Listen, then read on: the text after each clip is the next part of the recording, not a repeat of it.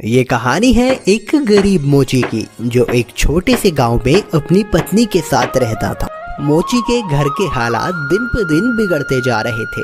घर में जो भी राशन था वो भी खत्म होता जा रहा था। ऐसे ही एक दिन मोची ने अपनी पत्नी से कहा, अब मुझे और यहाँ नहीं रहना। यहाँ ना तो कोई कमाई हो पा रही है और ना ही कोई काम मिलता है। अरे पड़ोस का गांव बहुत बड़ा है, अब मैं वहाँ जाकर अपना मोचीगिरी का काम करूँगा। कुछ दिन घर से दूर रह लूँगा, कम से कम घर का खर्चा चलाने लायक कमाई तो हो जाएगी वहाँ। क्यों, वहाँ के लोगों के जूते चप्पल ज्यादा टूटे हैं क्या, जो आपको वहाँ जाकर ही मोचीगिरी करनी है? अरे अपनी जन्मभूमि में रहकर तो सिक्के कमाए नहीं जाते, पराए गांव जाकर कमाएंगे ये पैसे। अगले दिन सुबह सुबह मोची चुपचाप अपने जूते चप्पल ठीक करने का सामान उठाकर दूसरे गांव की ओर निकल पड़ा। दोपहर होने तक वह पड़ोस के गांव माहुलबनी में पहुंच गया। हारा थका मोची जब माहुलबनी के बाजार में पहुंचा तो हैरान रह गया, क्योंकि वहां तो पहले से ही काफी मोची अपनी दुकान लगाए बैठे थे। अरे यहाँ तो पहले से ही इतने मोची अपनी दुकान लगाए बैठे हैं। ऐसे में मुझ अनजान मोची के पास ग्राहक कैसे आएगा? लगता है यहाँ से भी खाली हाथ ही जाना पड़ेगा मुझे। नहीं, खाली हाथ घर भी तो नहीं जा सकता। तभी मोची को ग्राहकों को अपने पास बुलाने की एक युक्ति सूझी। उसने अपनी दुकान लगाई और उस पर एक बोर्ड लगाकर बड़े बड़े शब्दों में लिख दिया, जूतों का अस्पताल। हमारे यहाँ जूतों का इलाज किया जाता है। नए जूते बनवा लो, नए जूते बनवा लो, या अपने पुराने जूते बिल्कुल नए जूतों की तरह बनवा लो। लोगों ने जब ये सब देखा तो उन्हें कुछ नया देखने को मिला। नए जूते बनवा लो, नए जूते बनवा लो, या अपने पुराने जूते बिल्कुल नए जूतों की तरह बनवा लो। जूतों का अस्पताल? अरे भाई मोची, जरा मेरे इन जूतों का इलाज तो करो। हाँ जी सेठ जी, अभी किए देता हूँ। मोची अपने छोटे से अस्पताल पर बैठकर सेठ के जूतों का इलाज करने लगा। ये लीजिए, अब आपका जूता बिल्कुल स्वस्थ है। अरे भाई वाह, कितना हुआ इसके इलाज का खर्च? बस साहब, सिर्फ एक तांबे का सिक्का। लो ये लो। ऐसे ही दूसरा ग्राहक मोची के अस्पताल में अपने जूतों का इलाज कराने आया। मोची ने जूतों का इलाज किया, पैसे लिए और बाकी ग्राहकों का इंतजार करने लगा। आज तो मैंने बहुत पैसे कमा लिए हैं। अगर मैं ऐसे ही काम करता रहा तो बहुत पैसे जमा कर लूंगा और एक घोड़ा खरीदूंगा। उसने बहुत मेहनत से काम किया और कुछ ही दिनों में 4 सोने के सिक्के जमा कर लिए। उनमें से उसने 2 सोने के सिक्कों के बदले एक व्यापारी से एक घोड़ा खरीदा और घर लौटने का फैसला किया। अगले दिन उसने अपना सारा सामान बांधा और घर के लिए निकल पड़ा।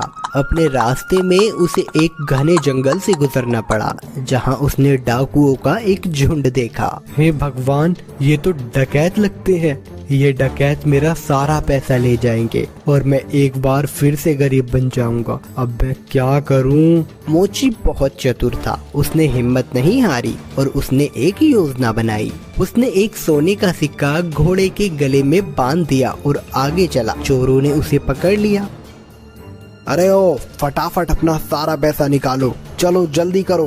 देखो, मैं एक गरीब मोची हूँ, मेरे पास इस घोड़े के सिवाय और कुछ नहीं है। कृपया मुझे जाने दो डाकू भाई। जैसे ही उसने ये सुना, घोड़ा रेका और उसके गले से वो सोने का सिक्का नीचे जमीन पे गिर गया। अच्छा मक्कार झूठे, हमसे झूठ बोलने की तेरी हिम्मत कैसे हुई? अगर तेरे पास कुछ नहीं था तो ये सोने का सिक्का तेरे पास कहाँ से आया? रुकिए, अभी मैं आपको सब सच बताता हूँ। दरअसल ये घोड़ा सोना उत्पन्न करता है, इसी वजह से मुझे सारे पैसे मिलते हैं। ठीक है, ये घोड़ा तुझे हमें देना होगा, हम तभी तुझे यहाँ से जिंदा जाने देंगे। नहीं, बिल्कुल भी नहीं। अगर मैं इसे तुम्हें दे दूंगा तो मेरे पास कुछ भी नहीं बचेगा। चलो, हम तुम्हें इसके बदले 50 सोने के सिक्के देंगे। ठीक है, पर एक बात का ध्यान रखना कि बारी बारी से अपने साथ इस घोड़े को रखना, वरना आखिर में तुम सब पैसे के लिए लड़ते ही रह जाओगे। मोची ने घोड़ा बेच दिया और घर लौट आया। वो बहुत खुश था कि उसे सोने के सिक्के मिले थे। इस पैसे से उसने अपने ही गांव में थोड़ी सी जमीन खरीदी। इस बीच डकैत भी घोड़े को लेकर अपने अड्डे पर पहुंच गए। वहां डकैतों के सरदार ने अपने आदमियों से कहा, इस गिरोह का सरगना होने के नाते इस घोड़े को सबसे पहले मैं रखूंगा। उन सब ने अपने सरदार की बात मानी और उस रात सरदार अपने अड्डे पर उस घोड़े के साथ सोया। अगली सुबह जब वो उठा तो उसने देखा कि वहाँ अस्तबल में कुछ भी नहीं था। उसने पूरा अस्तबल सही से देखा पर उसे कुछ नहीं मिला। वो जान गया कि इस मोची ने उसे बेवकूफ बनाया है। इस बीच एक और डकैत वहाँ आया। सरदार, आपको सोना मिला? हमें भी बताइए कि कितने सोने के सिक्के घोड़े ने उत्पन्न किए। तुम खुद ही ये पता लगा लोगे जब आज रात तुम खुद ही इस घोड़े को रखोगे। सरदार ने किसी से कुछ नहीं कहा क्योंकि वह अपने आप को बेवकूफ साबित नहीं होने देना चाहता था। एक एक करके सभी डकैतों ने घोड़े को अपने साथ रखा पर उनमें से किसी को कुछ नहीं मिला। वे सब समझ गए कि उन्हें बेवकूफ बनाया गया है।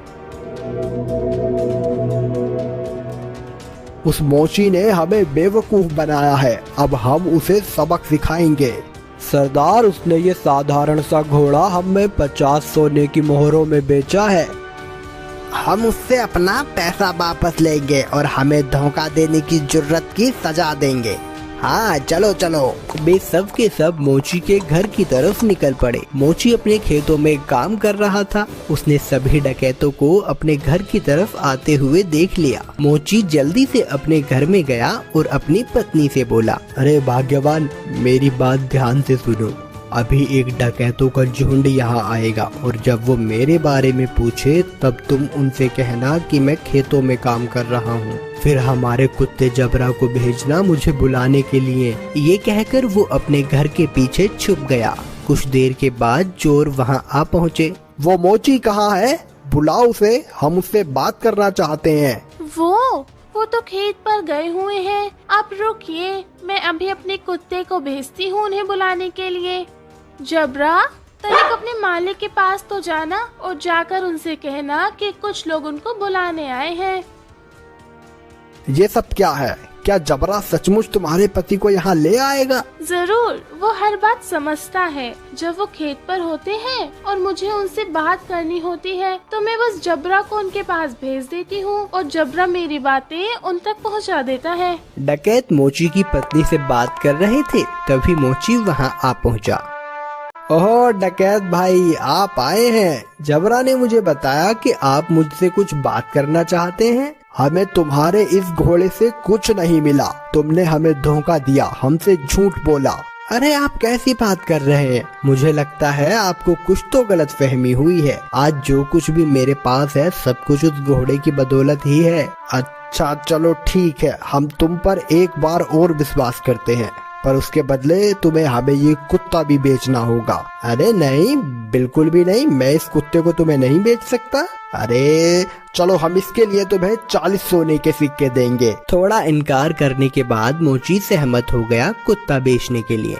चोरों ने जबरा को लिया और चले गए। जब सभी डकैत अपने अड्डे पर पहुंचे तो सरदार ने ऐलान किया कि वो पहला होगा जो कुत्ते को अपने पास रखेगा। बाकी डकैतों ने उसकी आज्ञा मानी और चले गए। सरदार ने अपने बेटे श्याम को बुलाया। सुनो श्याम, मैं अब काम पर जा रहा हूँ। अगर मेरी जरूरत पड़े तो इस कुत्ते को मुझे बुलाने के लिए भेज देना।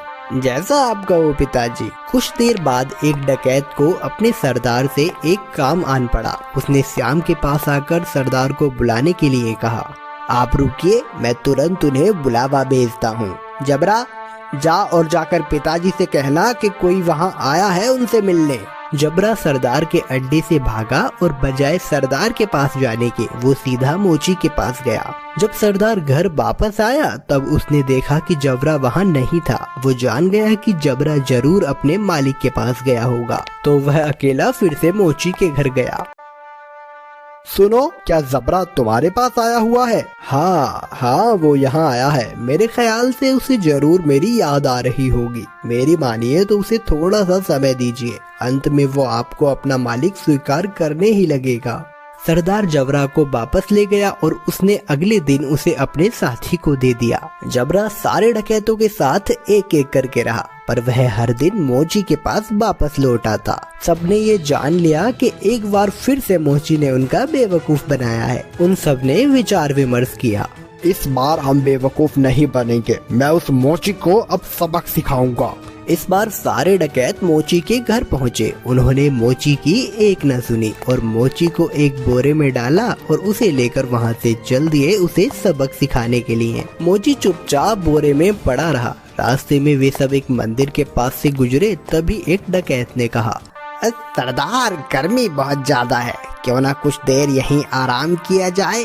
सरदार भी उसकी बात मान लेता है और मोची को वहीं छोड़कर मंदिर में आराम करने के लिए चले जाता है। सुअरों का एक झुंड वहां से गुजर रहा था और जब मोची ने सुअरों के झुंड की आवाज सुनी तो मोची को एक उपाय सूझा और उसने तेज आवाज में चिल्लाना शुरू किया, मैं ऐसा नहीं करूँगा, मैं ऐसा नहीं करूँगा, मुझे छोड़ दो, मुझे जाने दो।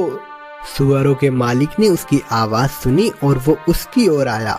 अरे रुको रुको, क्या हुआ, तुम क्या नहीं करोगे? किसने तुम्हें इस बोरे में डाला? वो मेरी शादी जबरदस्ती जमींदार की बेटी से करवाना चाहते हैं, पर मैं शादी नहीं करवाना चाहता। क्यों भाई, क्या तुम पागल हो? अगर मैं तुम्हारी जगह होता तो मैं यकीनन उसकी लड़की से शादी करता। अगर ऐसी बात है तो आओ, मैं तुम्हें बोरे में डाल देता हूँ और तुम जाकर उसकी लड़की से शादी कर लो। सचमुच?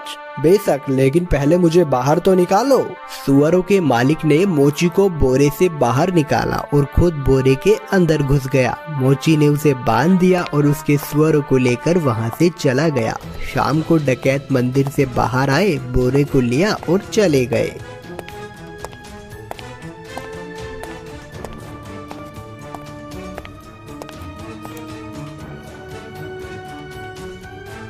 क्यों ना इस मोची को हम यहाँ इस कीचड़ में फेंक दें, ये इसे अच्छा सबक मिल जाएगा। डकैतों ने उसे कीचड़ में फेंक दिया और वहां से चले गए। वापस आते हुए उन्होंने मोची को सड़क पर देखा और वो हैरान रह गए। अरे तुम यहाँ कैसे पहुँचे?